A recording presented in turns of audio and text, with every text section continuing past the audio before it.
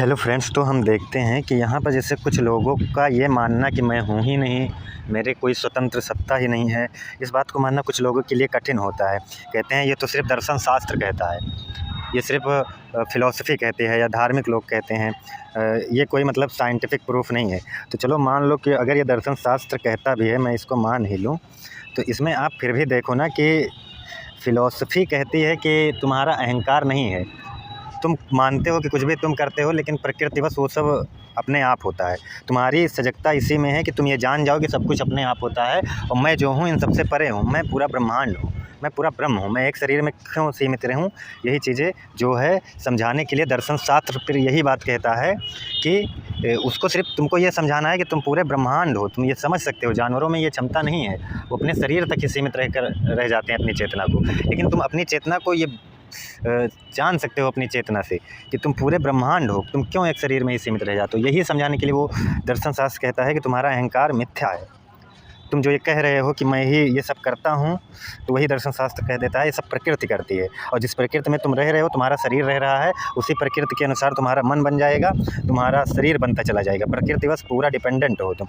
प्रकृति में कोई भी चीज़ होती है वो तुम्हें हो जाती है, तो इसका मतलब तुम प्रकृति पर डिपेंड हो। प्रकृति जब चाहे तब तुम्हारे साथ कुछ भी कर सकती है। अब कुछ लोग यहाँ पर जैसे ये तर्क देते हैं कि चलो ठीक है, प्रकृति जो चाहे कर दे, तो ये सब जो हमले होते हैं इधर उधर से, एक दूसरे देश की लड़ाई, ये सब भी क्या प्रकृति करती है? तो प्रकृति का मतलब कोई ये नहीं कि मैंने कहा है नेचर नहीं है।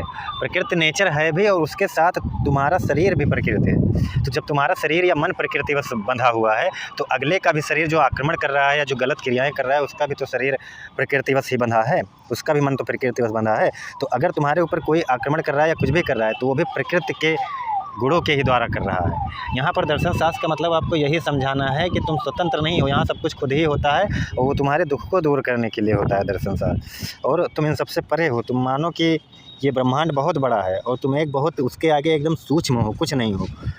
तो तुम अपने आप को ये जान सकते हो कि मैं सब कुछ हूँ।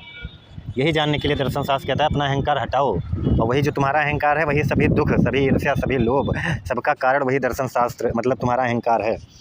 और उसी दुख को मिटाने के लिए दर्शन शास्त्र कहता है कि तुम्हारा अहंकार मिथ्या है।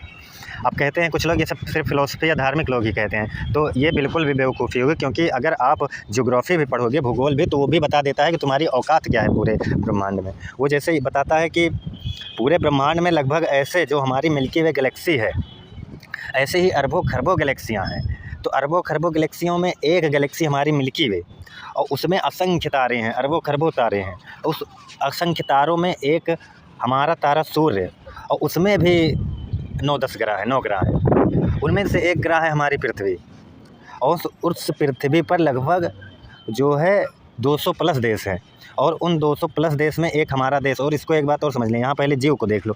उस पृथ्वी पर लगभग 1 ट्रिलियन स्पीसीज़ हैं, जो कि धार्मिक किताबों में लगभग कहा भी जाता है कि 86 लाख योनियाँ बताई गई है, लेकिन फिर भी साइंटिस्ट बताते हैं कि 1 ट्रिलियन स्पीसीज़ है।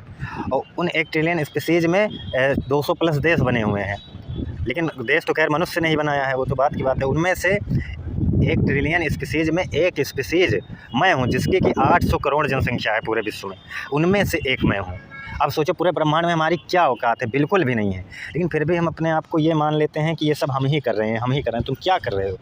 पूरे ब्रह्मांड में तुम्हारी औकात शून्य भी बहुत बड़ा पड़ जाएगा अगर मैं कह दूँ कि शून्य है, कुछ नहीं है पूरे ब्रह्मांड में औकात। यही चीज़ ज्योग्राफी आकर समझाती है, और यही सब चीज़ साइंस समझाती है कि प्रकृति में सब कुछ खुद ही हो रहा है।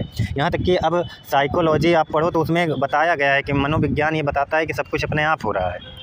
यहाँ तक कि न्यूरो साइंस जब से आई है, वो तो ये कहती भी है, 90% लगभग 90% के ऊपर वो कहती है कि सब कुछ अपने आप होता है, बस सिर्फ तुम बिना मन के डिस्टर्ब रहते हो, बिना मतलब के। और बाकी तुम्हारा मन जो है वो प्रकृति बस बंधा हुआ है। जिस प्रकृति में आप रहोगे, जिस माहौल में रहोगे, उसी हिसाब से तुम्हारा मन होगा, उसी हिसाब से जो है तुम्हारा शरीर काम करेगा। यहाँ प्रकृति मतलब ये मत समझो कि प्रकृति मतलब नेचर हो गया, वो तुम्हारे शरीर को प्रकृति ही कहा गया है, तुम्हारे मन को प्रकृति कहा गया है। इसलिए भगवान कृष्ण गीता में बांट देते हैं, एक अपरा प्रकृति कह देते हैं और एक परा प्रकृति कहते हैं। तो जो आत्मा या ब्रह्म या कृष्ण है, जो सत्य है, वो परा प्रकृति हो जाती है, और अपरा प्रकृति में तुम्हारा ये अहंकार, मन, शरीर, ये सब आ जाते हैं। मतलब ये मत समझो प्रकृति मतलब सिर्फ नेचर। अगर मैं प्रकृति कह रहा हूँ तो प्रकृति का मतलब तुम्हारा शरीर भी उसमें आ रहा है, तुम्हारा मन, तुम्हारा अहंकार, सब कुछ आ रहा है। यही चीज़ गीता में भगवान कृष्ण कहे हैं। तो इसका सीधा सा मतलब है कि ये सिर्फ दर्शन शास्त्र की भाषा नहीं है, ये ज्योग्राफी, साइकोलॉजी या साइंस, इन सब के पास जाओगे तो वो सब यही कहेंगे कि तुम स्वतंत्र नहीं हो, ये सभी चीज़ें खुद ही होती रहती हैं। अब जैसे हमला या आतंकवाद जैसी घटनाओं पर लोग यही तर्क देते हैं ये सब होता है तो भगवान क्यों नहीं बचाने आते।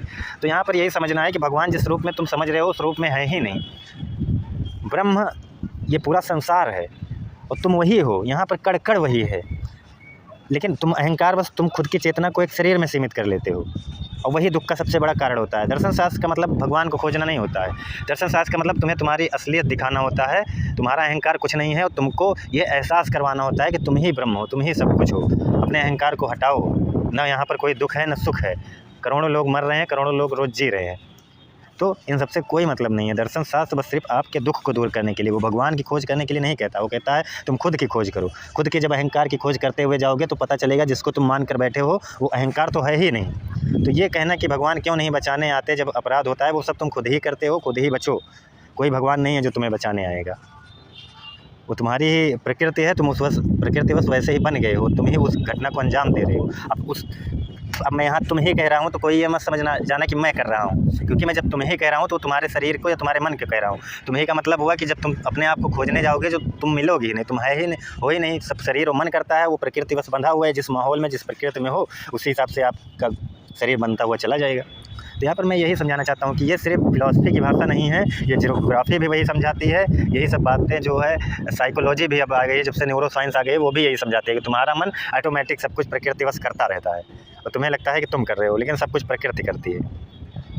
तुम्हारा मन प्रकृति बस बंधा हुआ है, जिस प्रकृति में रह रहे हो उस हिसाब से तुम्हारा मन हो जाएगा। अच्छी संगत में रहोगे अच्छा हो जाएगा, बुरी संगत में रहोगे बुरा हो जाएगा। तो आप खुद ही देख लो, अगर तुम खुद को मन मान रहे हो तो तुम्हारा मन तो वैसे ही प्रकृति से बंधा हुआ है।